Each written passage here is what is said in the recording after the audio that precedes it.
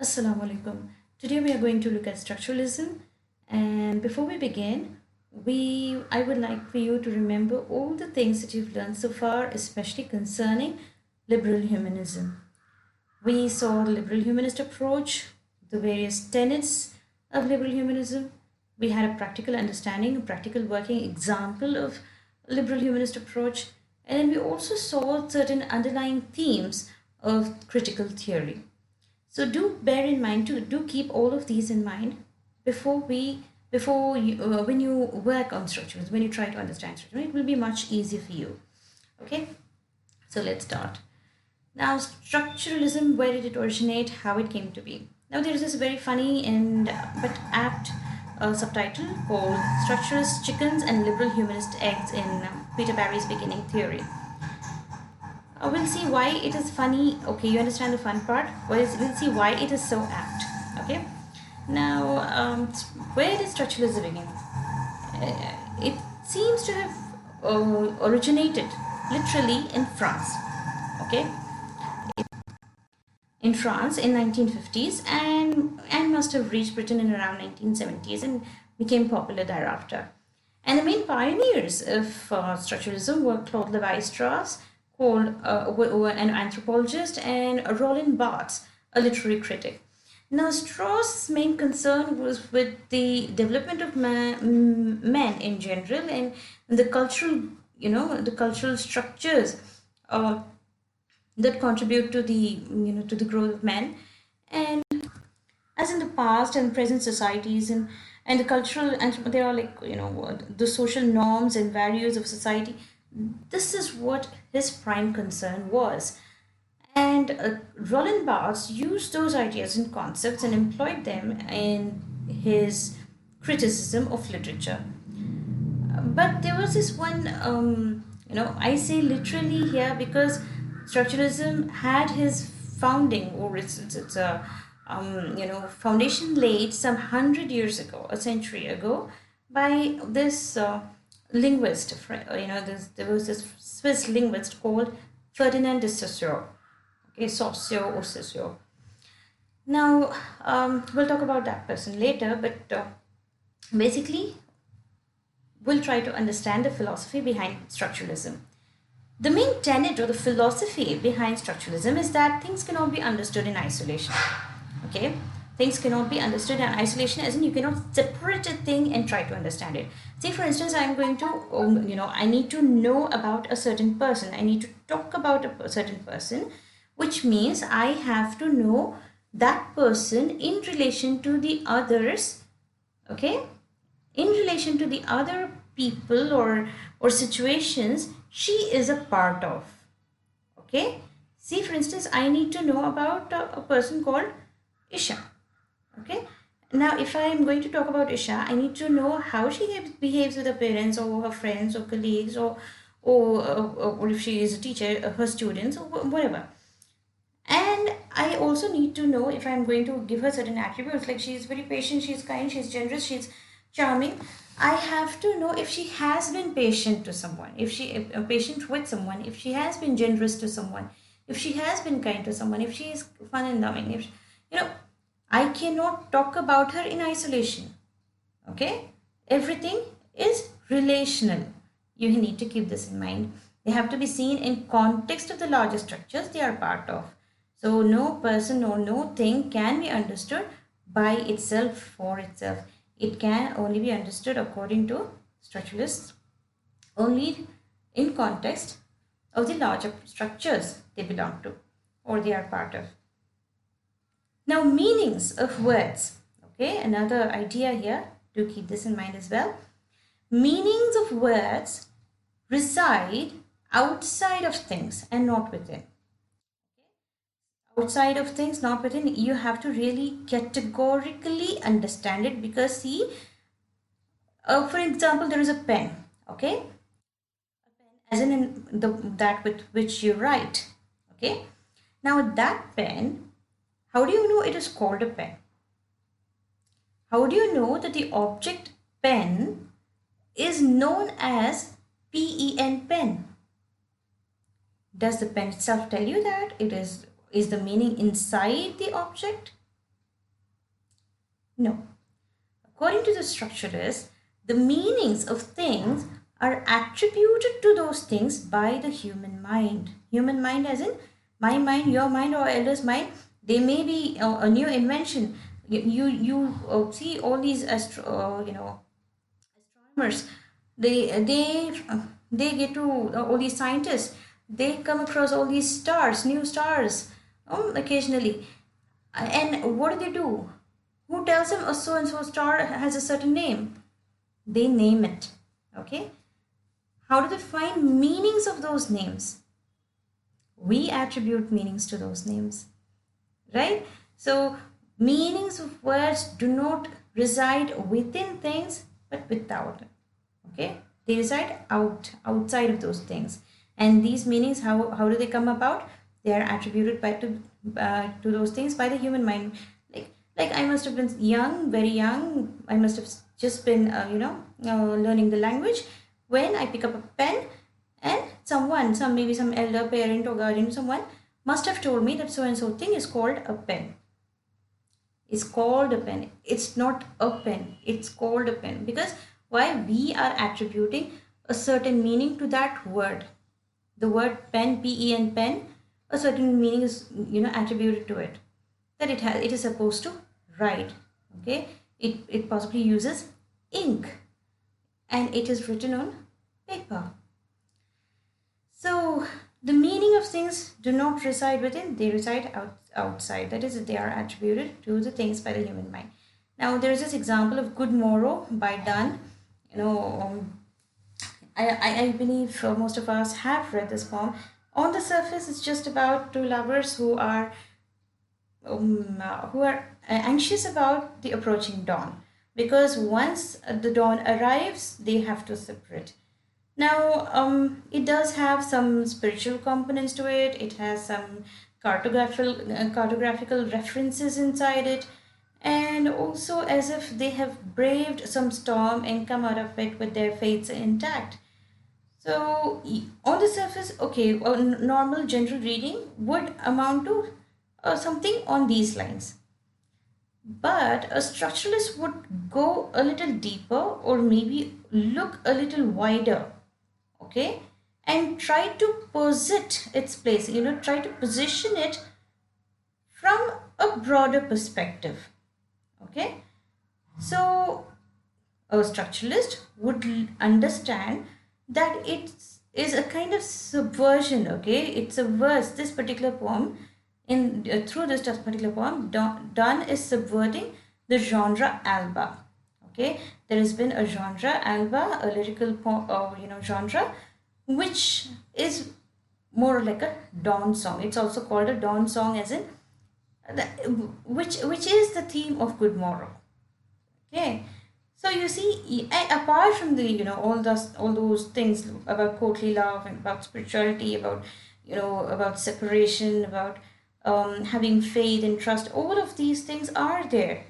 But more than that, you get to see Good Morrow in relation to an established genre called alba that has been existing since the 12th century. Now, this was written somewhere in 16th century. Okay, Good Morrow was written in 16th century, whereas the genre itself existed in 12th century. So you get to look into a wider picture, broader picture. You see it in relation to all the albas that were ever written. Yeah. So you see, this Good Morrow has taken up a new dimension entirely. All right. Now, to understand the entire thing, you could say that determining the precise nature of the containing structures. Okay, containing structures, and then structures that contain the literary text. Okay, you are determining the nature of these containing structures, which would be the chicken itself, the big part. Okay, chicken itself, the most important activity for the structuralist. For the structuralist, this is more important. The containing structures is what is more important. But the close analysis of the text. Now, the text here is the egg. Okay, the close analysis of the text is of paramount interest for the liberal humanist. So you see, okay, I was supposed to have written an egg here. I seem to have missed it. So you get my point. Containing structures would be the chicken, whereas the text would be the egg. While the liberal humanists were concerned with the eggs, the structuralists are concerned with the chickens.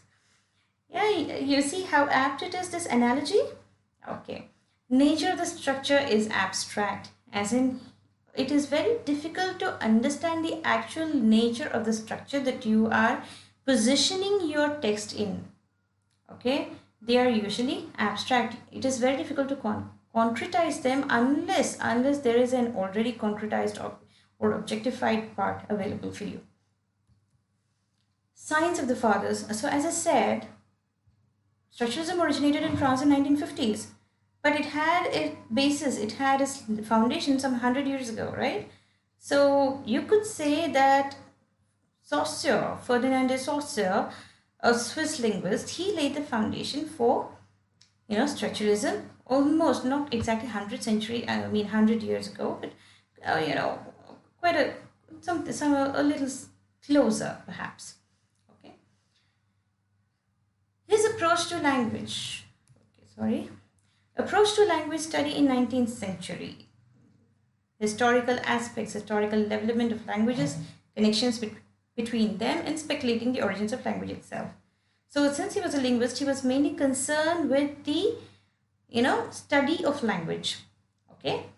And what was the approach to the study of language during his time, or even before him?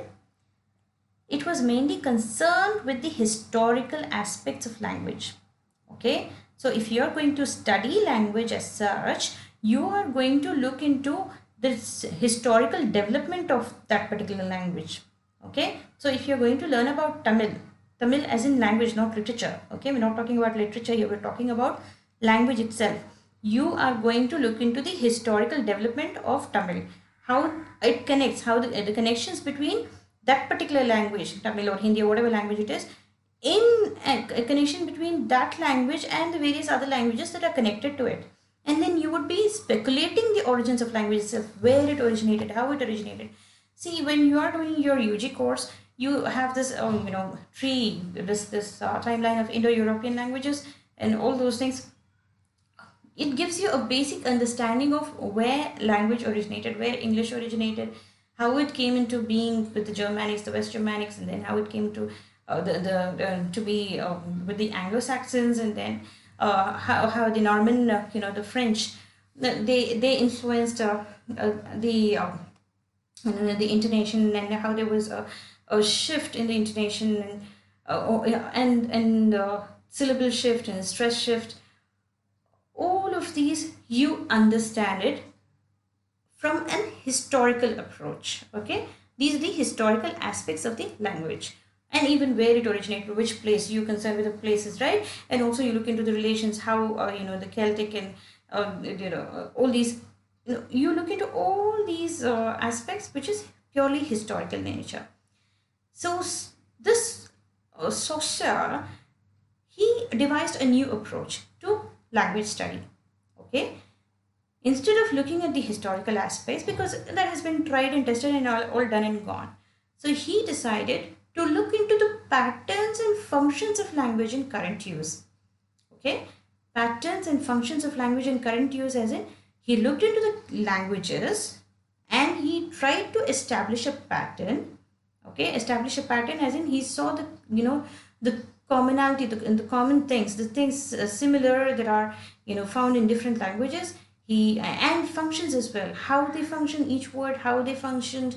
Then each word, as in he wouldn't go into the entire dictionary, but yes, he would look into the words in daily usage, how they seem to function in each language that are similar to or connected somehow to each other, and especially those that are in current use. So the emphasis on how meanings are maintained and established, and the functions of grammatical structures, are what were the prime concerns of Saussure's approach. Okay, so he emphasized on how meanings are maintained. He's not only talking about how meanings are created. It is decided that meanings have been created by human minds. All right, so when we make a word, we attribute it to something, we are in turn creating meaning. So the creation of meaning is another thing entirely. All right. What we are talking about is how meanings are maintained. The meanings tend to change, right? You must have come across this villain, this word villain. What is the meaning of villain today? And what was it in old English? Quite contrary, right? And it has undergone so many changes over time. So you see, where was I? Yeah. So you see, Saussur's approach to language study, was concerned with the patterns and functions of language in current use, especially on his emphasis was on how meanings are maintained and established, and on the functions of grammatical structures. Grammatical structures, as in how the grammatical structures work in each language. Now, Saussure made 3 pronouncements. Okay, we'll look at the first one here, which is arbitrary. Literally speaking, arbitrary would mean something that is based on random choice, okay, or personal whim rather than any reason or system. All right, when we say something is arbitrary, that thing is not decided in keeping reason. Okay, it is based on some own personal choice or some personal whim. Okay, so what Saussure believes is that meanings we give to words are arbitrary. Okay, so if we are going to call a certain thing in a certain manner, we are giving it not because it makes sense. It doesn't have to make any sense. Okay, so let's say, for instance, I am calling a pudding a pudding. Why am I calling a pudding? I don't know. It has been a cultural practice for so long. But still, it is still called a pudding without any sense necessary for it. Alright? It is just random choice. Meaning we give to words are arbitrary and maintained by convention only. Convention as in practice. What has been practiced for so long. Alright? It is maintained by convention alone. Alright? We have been calling certain thing in a certain manner for centuries. Of course, we still call it the same way. Maybe we just twist it a little bit here and there. So words are unmotivated signs. Unmotivated signs as in what?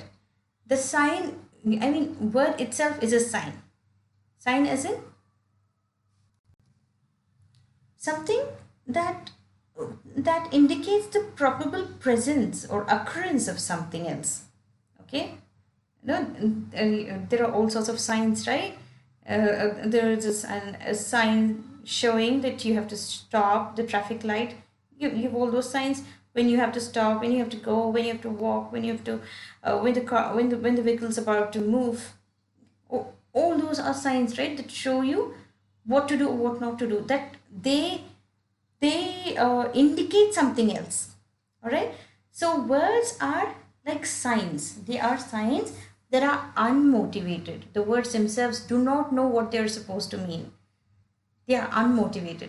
Except for onomatopoeic words. Onomatopoeia, you must be familiar with onomatopoeia. Onomatopoeic words are words that are similar or rather formed of a word from a sound associated with what is named. All right. Onomatopoeia would be the formation of a word from a sound associated with what is named, or like cuckoo or sizzle or hiss or those kind of words, right? So except for those words that actually have some basis, some grounding in the object itself, except for those words, all the other words are unmotivated signs. They don't have any connection to the object they are referring. Okay, so if language as a sign system, okay, language as a sign system as in language is used to indicate something else, right? So language as a sign system is based on arbitrariness. Arbitrariness as in randomness. So nobody knows why biryani is called biryani. So it's purely arbitrary. Okay, arbitrariness. Then language isn't a reflection of the world. Language itself is not a reflection of the world as was taught by people in the previous centuries. So they believed that language reflected world, right? So finally, Saussure says, if language itself is a sign system and it's based on arbitrariness, then language cannot be a reflection of the world and of experience, but a system which stands separate from it. You're right. So see, you use certain signs to indicate something else. So how are those two connected? You cannot say that the traffic signal reflects the ongoing traffic in the road. No, you cannot do that.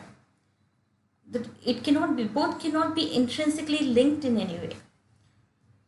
The sign itself is separate. It's a separate entity. It's a separate thing. All right. So he says language itself is, as a sign system, is based, if a language system is language as a sign system is based on arbitrariness, then language is not a reflection of the world and of experience, but a system which stands separate from it. It has to stand separately to sign, to point out. Consider the relation between the word pen and the object pen, as I just discussed earlier. Think of the word pen, P-E-N, pen, and the object, the thing itself. Is there any connection to it? No. The word pen indicates that this certain object can be called pen because it has been conventionally established. Okay? It is maintained by convention that a thing that writes, that uses ink to write on paper would be called a pen, and that meaning is maintained here. Of his three pronouncement, this aspect of relational, language being relational, we'll talk about it here. It's second. The meanings of words are relational as no word can be defined in isolation from other words. See, meanings of words are relational, as in, when you look at a couple of words, you can understand them only in relation to other words that they are connected to. As no word can be defined in isolation from other words, as we saw in my first slide. Yeah. Things cannot be understood in isolation. They have to be seen in the context of larger structures they are part of. If you have understood this, you'll be able to understand this as well. Okay? What we are saying is that any word, the meaning of any word can be understood only in relation to other words it is part of. Example, hut. You're all familiar with hut, right? Hut is a small structure, house-like structure. Okay? But it is different from house. Why? Because of its size, probably, of its shape, of its thatched roof. Yeah, all of that would contribute to the making of a hut. And it is way smaller than a normal house. So a hut, this word hut, depends for its precise meaning on its position in the paradigmatic chain. When we speak of paradigmatic chain, what we are talking about is, a series of things that are interconnected somehow. Okay, a series of ideas, a series of objects, a series of things that in some way are similar or resemble each other or are connected each other, in which if one is removed, the other would move in to take its place. Okay, if one is removed, another one would come in, the next in line would come and take it. Imagine a queue. Okay, a queue of people where so many people are standing and one person moves off, the other person can come and occupy that empty space. So a paradigmatic chain is very similar to that. Very similar to that. We are talking about ideas here, not people. So please bear that in mind. So this word hut depends for its precise meaning on its position in the paradigmatic chain or on paired opposites. See, we cannot use this word to understand it in terms of paired opposites. But there are other words that can be understood in terms of paired opposites. The idea is that meanings of words are relational as no word can be defined in isolation from other words, and they depend mainly on, according to Saussure, paradigmatic chain and paired opposites. So what is paradigmatic chain? A chain of words related in function and meaning, each of which could be substituted for any of the other in a given sentence. As I said, it is a chain of words. They are related in function and meaning. Okay, both in function and meaning, they are somehow related. Now, once they are related, you have this idea of a chain, each of which could be substituted. So if you remove one word from it, another word could be used instead. Okay, if say one word falls out of practice, it happens, right? Words come and go, so many words die, so many words are newly invented. Yes. So if one word is absent there, or removes itself, another can come and substitute it. Okay, in any given sentence. In a paradigmatic, here PC would be paradigmatic chain here. In a paradigmatic chain, each word constitutes or contributes to the meaning of another. So each word would help in the building of, help in the building of meaning of another word. Okay, it would contribute to the building of meaning of another word. So here we have an example of this. Consider this as a paradigmatic chain. Okay, hovel, shed, hut, house, mansion, palace. So there are all these words here. Now each word indicates a certain kind of shelter. Okay, a place to take shelter. So hovel would be a small, squalid, or simply constructed dwelling. Whereas shed would be where you store certain, spare parts like garage or something, or you place certain things there, the old stuff. Hut would be where probably a watchman, lives, or where, a place that is inhabited one or two people in the max and temporarily used. House would be where it's a concrete building where people live. More than sometimes two, sometimes more than multiple people live. And mansion would be a larger structure, much larger structure, very much very big and grandly built. Now palace is the biggest place, the grandest of all, more magnificent than mansion, and much larger in structure. So when you look at all of these, one thing similar to them, they are both similar or related, not similar, they are related in function. They all provide shelter. All right, it could be for one person, or it could be for plenty of people. It could be magnificently done, or it could indicate squalor. You don't know, it doesn't matter. Basically they serve the purpose, they serve the function of giving shelter. And each meaning is constructed because of the other. All right, so for instance, if you remove the word hut from here, automatically a shed would compensate for this word in a sentence. All right, a mansion could, no, not a mansion, a house. See, for instance, I've got a house here. This word could be substituted by something else. Okay, we never know. Anyway, so this would be an also simple, very simple example of the paradigmatic chain, how they work. Paired opposites, a pair of words in which each designates the absence of the characteristics included in the other. Example, male can be understood as someone who is not female.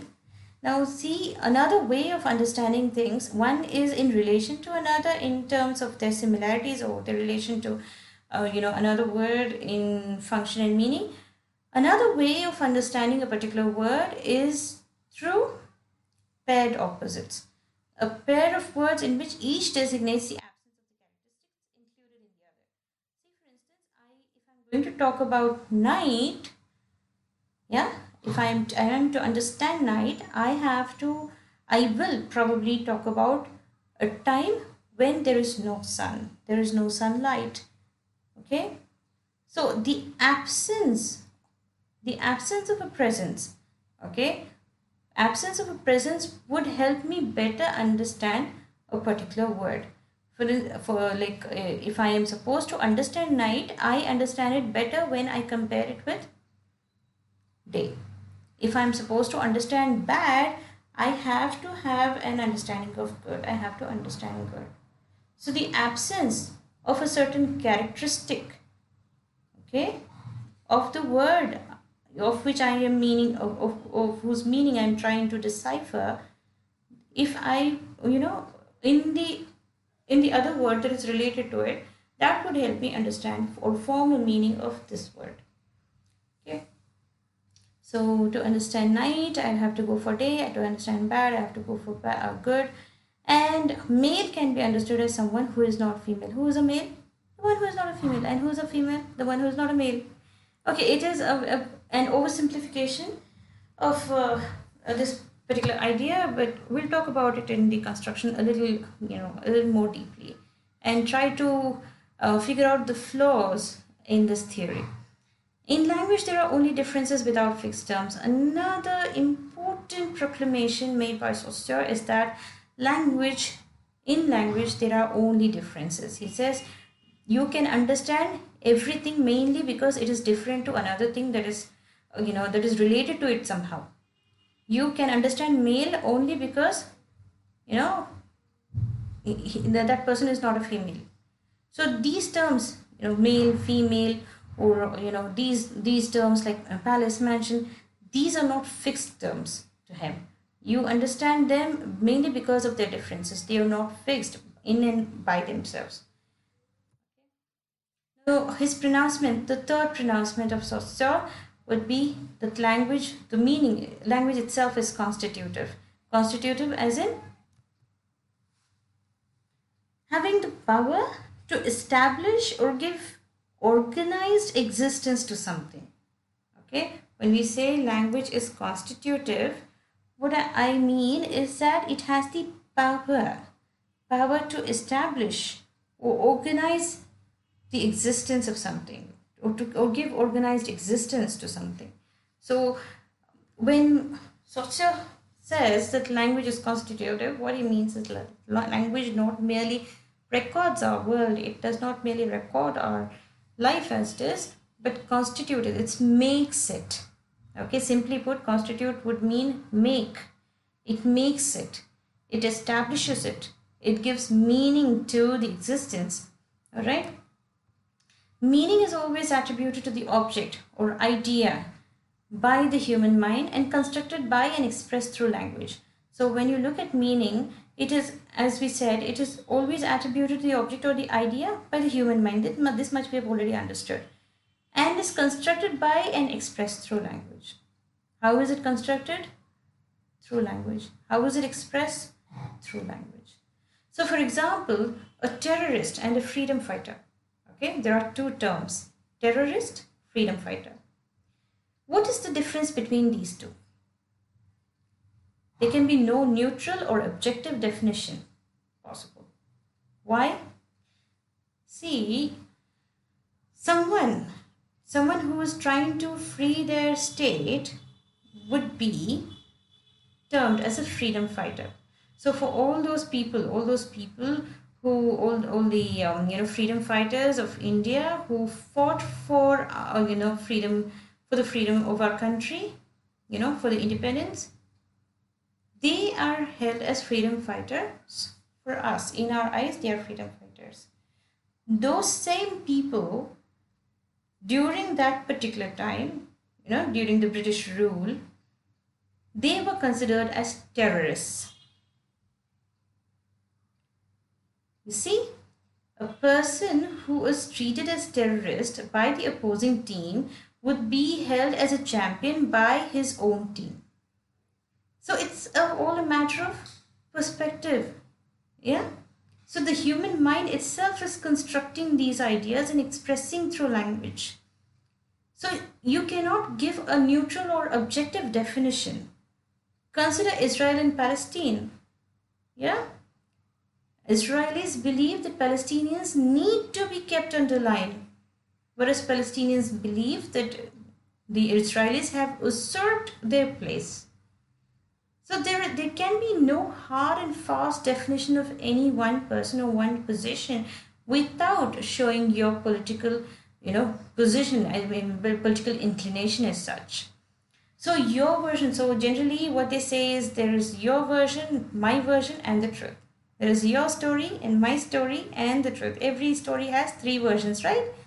But Saussure's idea is far more complex. Okay? Wherever we look, we see language constituting, that is making the world, not just reflecting it. So wherever, whichever way we turn, whether we are looking at the geographical position or the politics or the society or even nature for that matter, we see that language is making the world, not just reflecting it. So if you think about it, you see how many political events happen. I mean, I'm just using this very simple word events to indicate all the turmoils, all the drama that happens in politics, mainly because someone said something. The language itself is so forceful that it sort of brings in a new kind of revolution, or brings in so many things, so many disastrous effects sometimes. Yeah. So when you look at a very simple example is given in Beginning Theory by Peter Barry. Uh, Consider this spectrum. When you look at a rainbow, we see there are 7 colors. 7 colors are generally mentioned. They are taught in schools when we are children. Even before we know what those colors are, we are told that there is a rainbow in the sky. Okay, and this rainbow constitutes 7 colors. What are they? Vibgyor: violet, indigo, blue, green, yellow, orange, and red. Can anyone actually tell me what indigo is? Have you seen an indigo color? And how is it different from blue? How many shades are there in blue? Are there really violet, indigo, and blue? Or are there more colors in there? Don't they all merge just together without any perfect distinction, a drawn line as such? See, these questions will tell you that language is not reflecting nature. Okay, language is not reflecting the world around us. It is constituting or making the world around us. We see a spectrum, we see 7 colors because the language itself, through language, we have understood that that there are like seven colors out there. There could be 14, there could be 20, there could be 30 colors in there, or maybe even 300. How do we know that?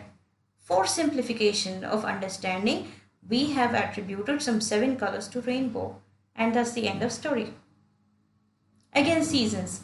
Who tells there is 4 seasons in a year? See, year itself is a continuing process. It goes on, and there are. Don't we have rain during summer? All right, it is more marked in cold countries, but then when we look at any place for that matter, it cannot be strictly divided into 4 seasons. Each season merges into another season. It does not turn overnight. The leaves don't turn yellow overnight, right? It is a slow, ongoing process that just steals upon you without really making a grand entrance, right?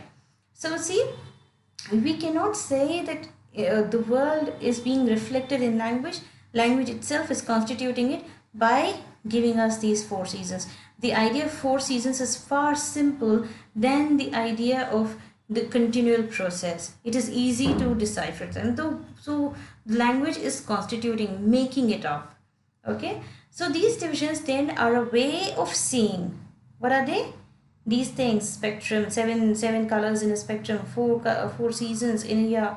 These are ways. These divisions are a way of seeing these phenomena rather than an objective fact of nature. All right. Since we're running late, I'll stop here, and thank you for today. We'll continue in the next video. Thank you so much. Jazakallah khair.